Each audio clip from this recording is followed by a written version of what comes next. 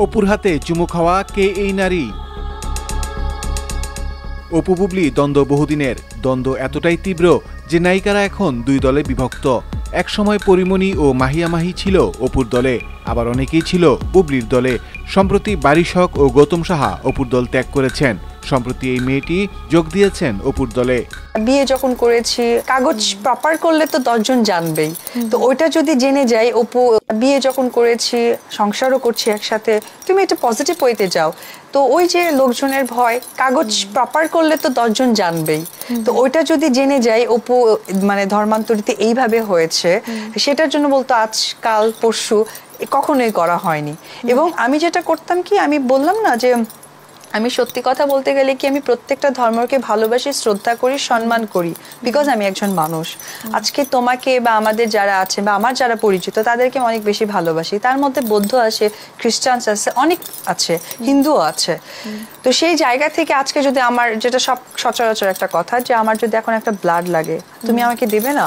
এই যে আজকে যেমন আমি সাজতেছি, তুমি আমাকে নিজে থেকে বলছো দিদি তুমি এটা করো, এই যে ভালোবাসাটা, এখানে তো ধর্মের ভেদাভেদ নেই। তো সেই জায়গা থেকে আমি আমার ধর্মটাও পালন করতাম, সে জানতো। যেমন পুজো করাতে আমি আমার বাড়ি যেতাম, মাদের সাথে করতাম, এটা সে জানতো। এবং আমি তার মার সাথে নামাজও পড়েছি। এক্স্যাক্টলি, আমি এই পয়েন্টটাতে আসতাম যে আপনি নামাজও পড়েছেন, হ্যাঁ, আপনি আবার নিজের ধর্মও পালন করেছেন, আবার নিজের ধর্ম প্রপারলি রোজাও রেখেছেন। হ্যাঁ, তাহলে এটা কিভাবে সম্ভব? দ্বৈত ধর্ম পালন করেছেন তাহলে আপনি? না, এটা দ্বৈত ধর্ম বলে না, এটা হচ্ছে যে আমি চেয়েছিলাম, যাকে ভালোবেসে বিয়ে করেছি তাকেই আমি সবকিছু ইয়ে করতে। এবং আমি যখন সবার সামনে এসেছি আমার বাচ্চা নিয়ে, তখনই কিন্তু আমি এই ব্যাপারটাকে পজিটিভলি নিতাম।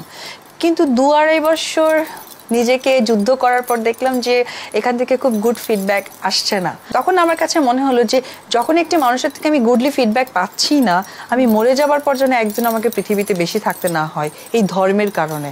বললাম না যে কখনো আমাকে মানে আমার ধর্ম নিয়ে কখনো প্রেশার করেনি। আমি, এটা তো একটা ভালোবাসারই একটা জায়গা, যে আমি খেতাম না।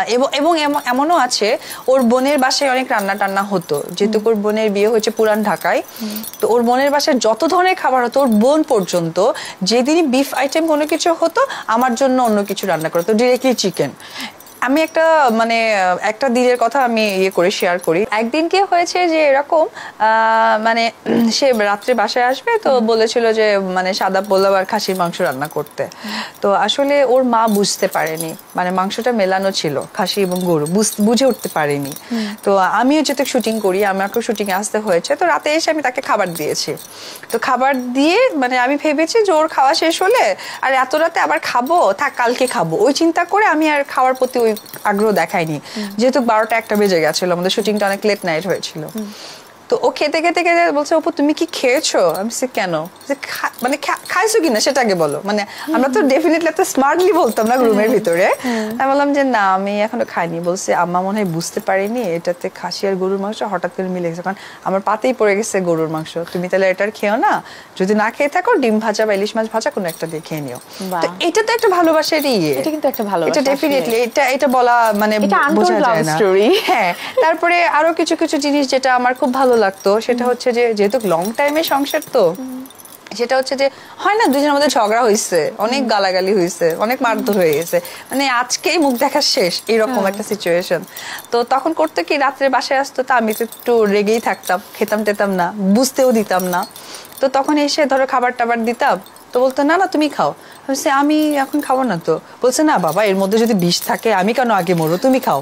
তো এটা প্রথমে 1-2 দিন টলারেট করতো, বিষ আমি মিশাই দিব ওকে খাবারে, এটা একটা কথা? যতই রাগ করি আমি ওকে এটা দিতে পারি, উল্টা আমি আরো ঘেমে ঘুমে মুখে মেকআপ নিয়ে রান্না করতেছি। 4-5 দিন পর বুঝতে পারলাম বেসিক্যালি আমি রাগ করলে আগে আমাকে খাওয়াতো এইভাবে। সুইট, এই ব্যাপারটা মানে আমি কখনোই অস্বীকার করব না, ভালো লাগা তো ডেফিনেটলি ছিল।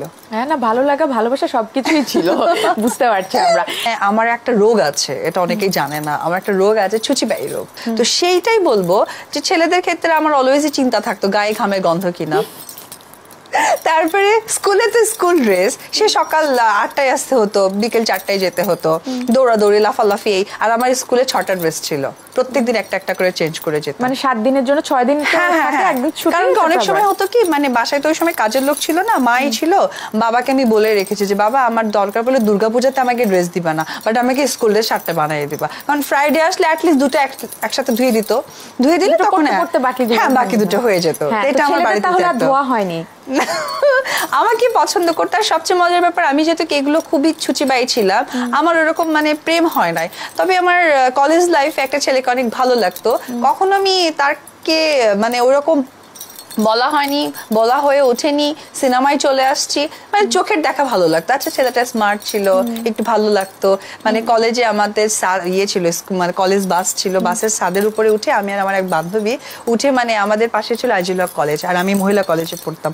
তখন অবশ্য একটা মুভি মানে অফার আসছে, কোটি টাকার কাবিনের, না সরি কোটি টাকার কাবিন অলরেডি আমি করেছি, বিকজ আমার মানে এসএসসি পরীক্ষার যে 3 মাসের ব্রেক ছিল, সেই ব্রেক টাইমে আমি কোটি টাকার কাবিনটা করি।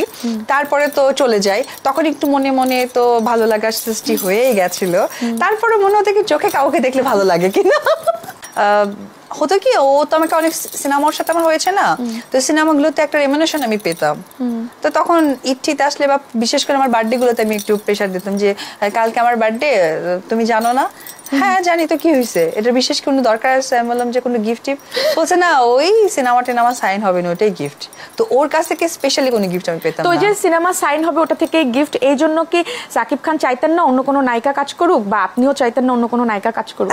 না ওইরকম কিছু না, মানে প্রোডিউসাররা চাইতো, যেহেতু আমাদের সিনেমাগুলো হিট হতো, প্রত্যেকটা প্রোডিউসার তার ফিডব্যাক চাই, তো সেই জায়গা থেকে প্রোডিউসার হচ্ছে কি আমাকে প্রেফার করতো, আর সাকিবও ওইভাবে প্রেফারেবল করে ঠিক ওইভাবেই দিনক্ষণ ফেলতো যখন আমার বার্থডে বা যখন কোনো ঈদ ডে বা কোনো ফেস্টিভ ডে পড়ছে, যাতে আমি বলতে না পারি সিনেমার টাকাটাই তুমি নিয়ে নাও। তাছাড়া আমার মনে হয় যে প্রত্যেকটা মানুষই তার ভালোবাসার মানুষকে একটা বাদাম হলেও কিনে দেয়। আচ্ছা সাকিব বাদ আর কোনো, এই যে এখন যার সাথে কথা হচ্ছে বা বিয়ের আগে কখনো কি কোনো গিফট পাওয়া হয়েছে কারো কাছ থেকে? না ওরকম কোনো গিফট পাওয়া হয়নি, তবে এখন কথা হচ্ছে বলে না মারা কথা বলছো না, আমি মানে যেটাই হোক। বাংলাদেশের শত ঝামেলার মধ্যে অপু বুবলি আমাদের জন্য আশীর্বাদ। এর কারণ হিসেবে ধরা হয় তাদের বিনোদন। এই বিনোদনে মাঝে মাঝে যুক্ত হয় পরিমণিও। তাই শাকিব খান অবশ্যই ধন্যবাদ পাওয়ার যোগ্য জাতিকে এরকম লাইফটাইম বিনোদনের ব্যবস্থা করে দেওয়ার জন্য।